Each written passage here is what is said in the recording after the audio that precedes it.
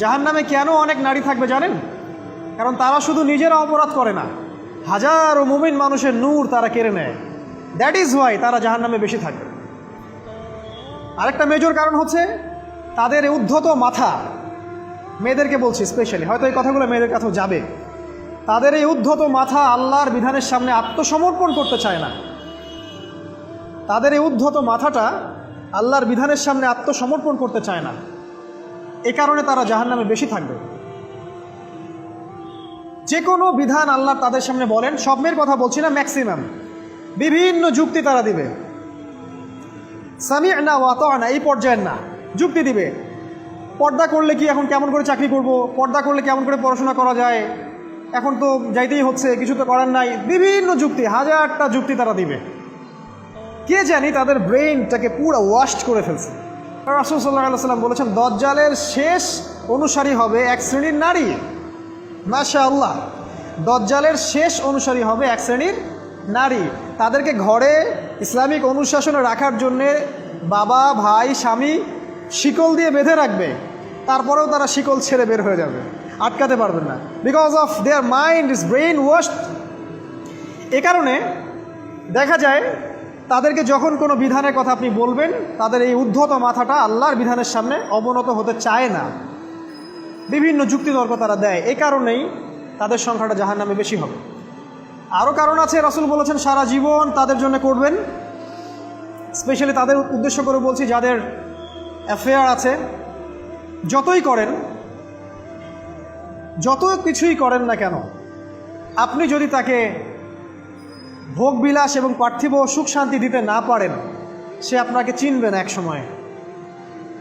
আপনি যদি আমাদের কথা বিশ্বাস না করেন, লিখে রাখতে পারেন। আর এমনিতে লিগ্যাল বৈবাহিক সম্পর্কেও সারা জীবন অনেক কিছু করবেন, হঠাৎ একদিন কোনো একটা কারণে ঝগড়া লেগে গেছে, তখন দেখবেন সে বলে বসবে, সারা জীবন তোমার কাছে কিছুই পেলাম।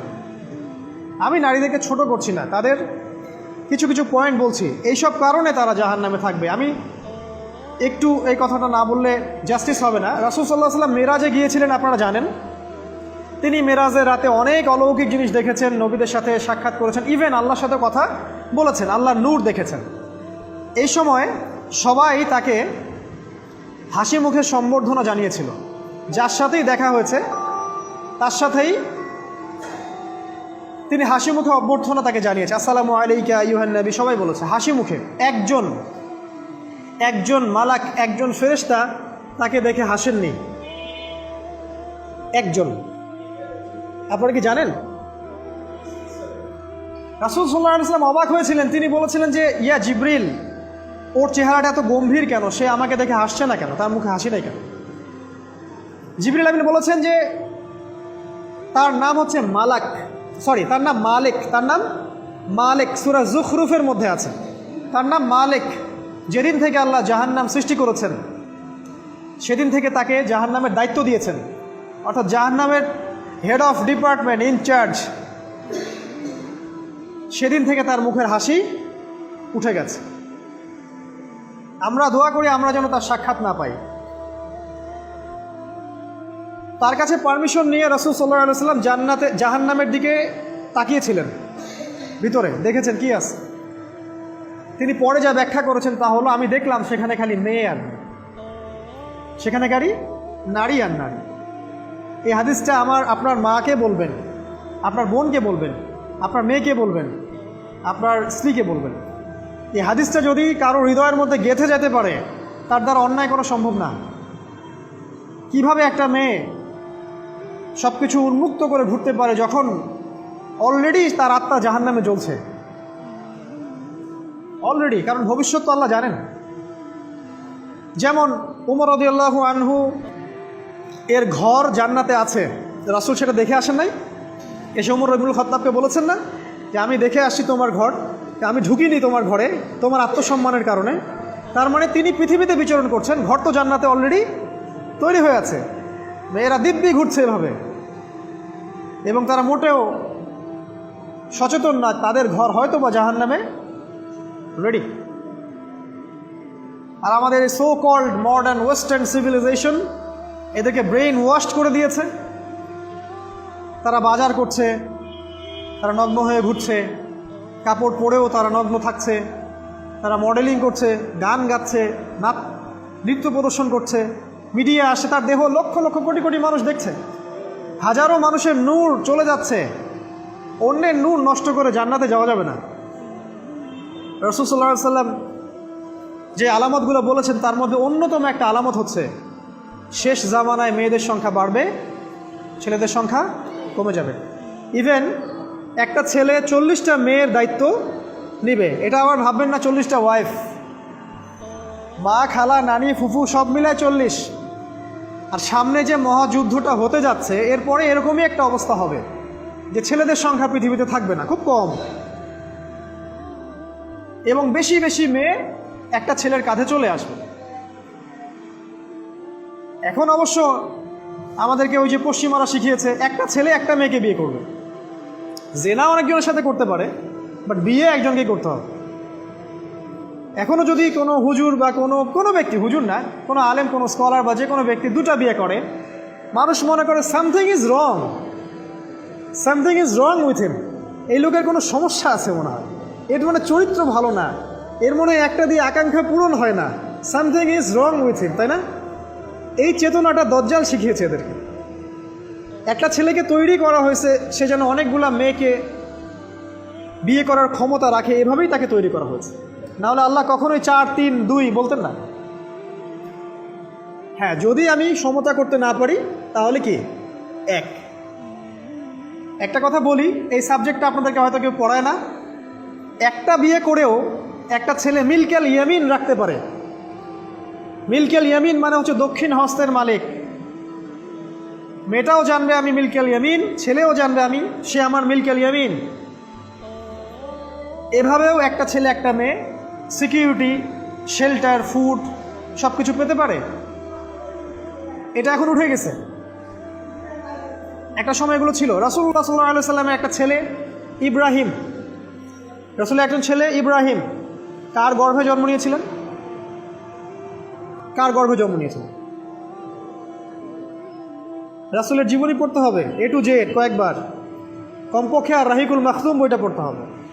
মারিয়া কিপ্তির গর্ভে জন্ম নিয়েছিলেন। মারিয়া কিপ্তি একজন দাসী। এই দাসী মানে কাজের মেয়ে না, এটাকে বলা হয় মিলকেল ইয়ামিন, দক্ষিণ হস্ত। পারস্যের রাজা মিশরের রাজা দুজন দাসীকে রাসূল সাল্লাল্লাহু আলাইহি ওয়াসাল্লামের কাছে উপহার দিয়েছিলেন। তার একজনকে রাসূল সাল্লাল্লাহু আলাইহি ওয়াসাল্লাম নিজের করে নেন, বিয়ে করে নেন। তার গর্ভে জন্ম নিয়েছিল পুত্র ইব্রাহিম।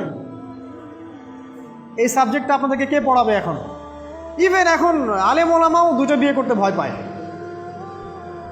মনে করে যে সমাজের মানুষ আমাকে কি বলে না বলে। সবচেয়ে বড় কথা হচ্ছে এই কাজ করার জন্য ব্যাকবোন শক্ত থাকা দরকার। ব্যাকবোন মানে মেরুদণ্ড, স্টিলের মতো, তাহলে এই কাজ করতে পারবেন। নারীর সংখ্যা যে বাড়বে, 40 গুণন 1 হবে, তখন এই 39টা মেয়ে কী করবে? এখনও সমাজের মধ্যে নারী পুরুষের অনুপাত 1:4, মানে প্রতি একজন ছেলের জন্য 4টা করে নারী ঘুরছে সমাজে। এটা তো স্ট্যাটিস্টিক, আপনি ইন্টারনেটে গেলেও দেখতে পারবেন। এবং পশ্চিমা কান্ট্রিগুলোতে এগুলো আরও অনেক বেশি, ওদের অনুপাতটা আরও অনেক বেশি। তাহলে এই বাকি মেয়েরা আসলে করবেটা কি? সবাই যদি একটা করে বিয়ে করে তাহলে বাকি মেয়েদের কি হবে? তারা কি পতিতালয়ের সম্পত্তি হবে? ওদের যৌন অধিকার নাই? ওরা শারীরিক, মানসিক, শেল্টার, ফুড, খাবার, পানীয় এগুলোর অধিকার রাখে না? এখানে নারীবাদীরা কি বলবে? সব নারীবাদী, এদেশের যত নারীবাদী আছে, সেকুলারিজম, এই নারীবাদীরা বেশিরভাগই দজ্জালের এজেন্ট। কিয়ামতের এভিডেন্স হচ্ছে নারীর সংখ্যা বাড়বে, পুরুষের সংখ্যা কমে যাবে। আরেকটা এভিডেন্স হচ্ছে নারী পুরুষের পোশাক পরবে, পুরুষ নারীর পোশাক পরবে। পোশাক মানে কি? জিন্স আর গেঞ্জি? হ্যাঁ, এটাও একটা ব্যাখ্যা। ঢাকায় তো জিন্স আর গেঞ্জি চলছে, টি শার্ট। এখানে অন্য একটা ব্যাপার আছে, আমি সেটা আপনাদেরকে আজকে বলছি। সেটা হলো, এটা শুধু এই পোশাক বলতে শুধু গায়ের পোশাক বোঝানো হয়নি। আল্লাহ বলেনি নারীরা তোমাদের পোশাক, তোমরা নারীদের পোশাক। তার মানে কি? না, এটা নারী, এটা আমার ওয়াইফ। নো, কোরআনের আয়াত এবং হাদিসের আয়াতগুলো দুই রকম। মুহকামাত যেগুলো স্পষ্ট, মুতাশাবিহাত যেগুলো অস্পষ্ট। যেগুলোকে তাউইল ব্যাখ্যা করতে হয়। আর তাউইল কারা করবে? যাদেরকে আল্লাহ জ্ঞান দিয়েছেন তারা করবে, সবাই করবে না। তাউইল করার পরেও তারা বলবে আল্লাহই ভালো জানেন। এই জন্য আমি বলছি আল্লাহই ভালো জানেন, কিন্তু আমার ব্যাখ্যা হচ্ছে যে এখানে পোশাক বলতে বোঝানো হয়েছে যে মেয়েরা সামাজিক, অর্থনৈতিক, রাজনৈতিক সমস্ত ক্ষেত্রে ছেলেদের নেতৃত্বের আসন নিয়ে নিবে। You are agree with me? আমার সাথে এগ্রি করেন? পরিবার, সমাজ, রাষ্ট্র সব জায়গায় they will play the functional role of male in society. তারা সমাজে পুরুষের ফাংশনাল রোলটা প্লে করবে, আর পুরুষ নারীর জায়গায় চলে আসবে। ওই যে পিছনে গিয়ে ইয়াস স্যার সামিয়া না অত না, এই হবে অবস্থা। এগুলো কি আমরা দেখতে পাচ্ছি? ব্যাখ্যা করার দরকার নেই। তবে একটা হাদিস না বললে ইলমের জাস্টিস হবে না। সেটা হলো আল্লাহ রাসূল সাল্লাল্লাহু আলাইহি ওয়াসাল্লাম বলেছেন, কোনো কওম ততক্ষণ পর্যন্ত সফল হতে পারে না যতক্ষণ পর্যন্ত তাদের নেতৃত্ব দিবে একজন নারী। হাদিস কি আছে এটা, নাকি বানাই বললাম? তাদেরকে বুখারী খুলে দেখতে বলেন। কোনো কওম, আর রাসূল যখন একটা কথা বলেছেন তার মানে পৃথিবী উল্টে গেলেও কথাটা সত্য হবে, কিছুই করার নাই। এই কারণে পশ্চিমারা এখন খুব ভয় পাচ্ছে, কারণ রাসূল সাল্লাল্লাহু আলাইহি ওয়াসাল্লামের অনেক ভবিষ্যৎবাণী আছে কিয়ামত সম্পর্কে। ওরাও এখন খুব ভয় পাচ্ছে, ওভার কনসিয়াস যে এগুলো তো হতেই পারে। এটাকে ঠেকানোর যত পদ্ধতি তারা অবলম্বন করছে, কিন্তু লাভ হবে না। প্রতিটা ইস্যু ওদের বিপর্যয় ডেকে আনবে। যে কোনো ইস্যু হোক, সেটা প্যালেস্টাইন বা কাশ্মীর হোক, সেটা আফগানিস্তান বা পাকিস্তান বা বাংলাদেশ বা বার্মা, কোনো ইস্যুই তাদের জন্য কল্যাণ বয়ে আনবে না। যদি কল্যাণ বয়ে আনে, শুধু মুসলিমদের জন্যই আনবে, কারণ প্রতিটা অন্ধকারের পিছনে একটা সোনালী সকাল আছে। এটা ওরা জানে না, কিন্তু কোরআন এবং হাদিস এটা আছে। অতএব কেউ ধৈর্যহারা হবেন না, ধৈর্যহারা হবেন না, এবং অধৈর্য হয়ে কোনো ইনিশিয়েটিভ নেবেন না, এমন কোনো ইনিশিয়েটিভ নেবেন না যার কারণে উম্মার ক্ষতি হয়। কারণ সামনে যে সময়টা আসছে এটা আমাদের বিজয়ের সময়, ওদের বিজয়ের সময় নয়। All you have to do, আপনাকে শুধু এতটুকু করতে হবে, জাস্ট বি প্রিপেয়ার ইউরসেলফ। নিজের প্রস্তুতি নিজে নেওয়া শুরু করেন, কারো দিকে দেখার দরকার নেই। এবং অবশ্যই collectively as a Umma, as a nation, কিয়ামতের আলামত হচ্ছে নারীর সংখ্যা বাড়বে, পুরুষের সংখ্যা কমবে। নারীরা পুরুষের পোশাক পরবে, পুরুষরা নারীর পোশাক পরবে। পোশাক মানে সোসাইটির ফাংশনাল রোল। মানুষ হালাল হারামের বিবেচনা করবে না। মানুষ জেনা করবে, জেনাকে জেনা মনে করবে না। মানুষ মদ খাবে, মানুষ মদকে মদ মনে করবে না।